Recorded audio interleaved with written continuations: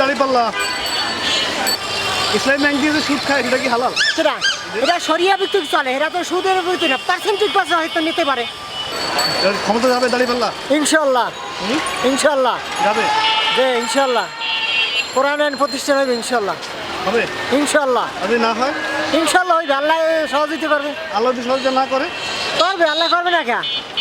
বিএনপিও দেখছে, আওয়ামী লীগও দেখছে, জাতীয় পার্টিও দেখছে, আর লাস্ট ফিনিশিং হলো জামাত ইসলাম। দেখ জামাতে তো দেখছে 71 সালেই দেখছে।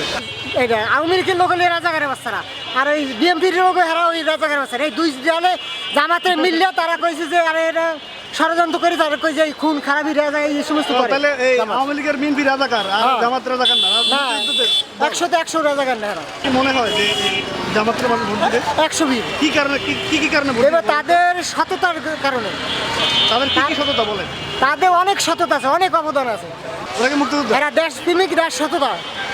ভাষা সৈনিকের পেত্তম আনন্দের নেতা হইলে আনানা গোলাম আজম। তো গোলাম আজম তো আবার অস্বীকার করছে ভাষা আন্দোলন। কইছে আমি ইতিহাস দেন, আমি তো ইতিহাস আমি তো পড়ছি। ইতিহাস থেকে বলতেছি, হ্যাঁ, সে আমি বলছে- ইতিহাস পড়ছি, গোলাম আজমের ইতিহাস আমিও পড়ছি। সে বলছে ভাষা আন্দোলন যাওয়া ভুল হয়েছে। কেরা গোলাম নিজে বলছে। ভুল হয়েছে এই কারণে যত চোরটা গুন্ডা বদমাইশ ইয়াবা ব্যবসায়ী গাঁজাখুর ব্যবসায়ী সবাই আওয়ামী লীগ বিএনপির লোক। আমি দেখেন জামাতের লোক একটা আসেনি বাংলাদেশ সরকার। কালকে যে এই জামাতের লোকজনদের অস্ত্র নিয়ে ধরা গেছে ইয়েতে কিতে? শেরপুরে। মিরপুরে, শেরপুরে শেরপুরে হ্যাঁ। ওগুলা সব জামাত এই আওয়ামী লীগের লোক বিএনপির লোক।